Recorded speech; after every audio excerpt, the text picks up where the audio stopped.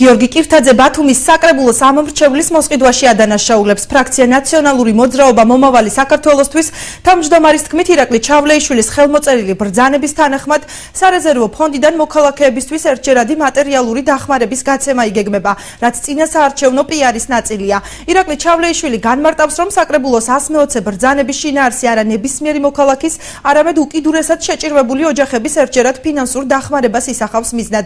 რა რაოდენობის თანხა გაიცემა და ქალაქის მასშტაბით რამდენი ოჯახი მიიღებს დახმარებას, სულხან მესხიძე არკვევდა.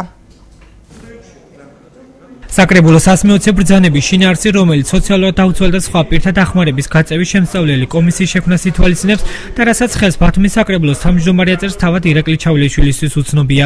აცხადებს საკრებულოს ყოფილი თავმჯდომარე. ამის დასტურად გიორგი კირთაძემ ჟურნალისტებს საკრებულოს ხდომის ჩანაწერი წარუდგინა. მე ეს საკითხი როდესაც იყო შემოსული, მე ვთქვათ, ჯემალ ანანიძე თავისი სარეზერვო ფონდიდან ეხმარებოდა იმას.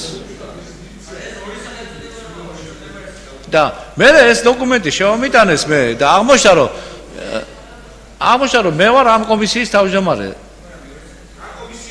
ხო და რა კომისია გამარგვიეთ. ნაციონალური მოძრაობის წევრი გიორგი კირთაძე აღნიშნული კომისიის შექმნას თვითმმართველობის არჩევნებზე ამორჩევლის მოსყიდვის მცდელობად აფასებს. მისი მტკიცებით ბრძანების შინაარსის მიხედვით მოქალაქე ფულად დახმარებას განცხადების საფუძველზე უპრობლემოდ მიიღებს.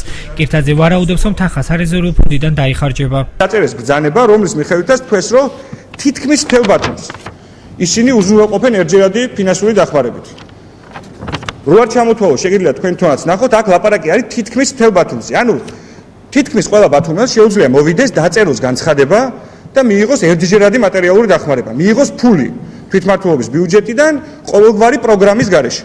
მე ვფიქრობ, რომ ეს არის ცალსახად ამორჩევლის მოსყიდვა.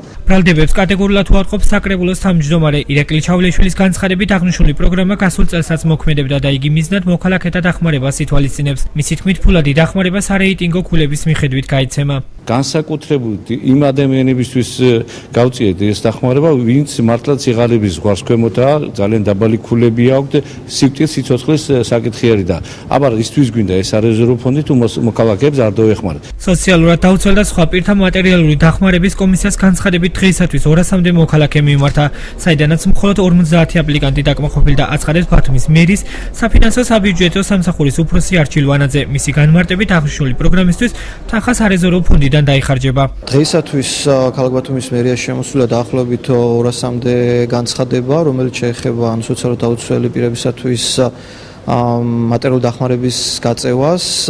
აქედან კომისიაზე მიღებული იქნა გადაწყვეტილება დაახლოებით 50 ოჯახზე დახმარების გაწევის თაობაზე. სოციალურად დაუცველ და სხვა პირთა დახმარების გაწევის შემსწავლელ კომისიაში შეტანილი განცხადების დაკმაყოფილების შემთხვევაში მოქალაქე 300 ლარიან დახმარებას მიიღებს, ხოლო ჯანდაცვის პროგრამით თანხას აპლიკანტზე მდგომარეობის მიხედვით გასცემენ.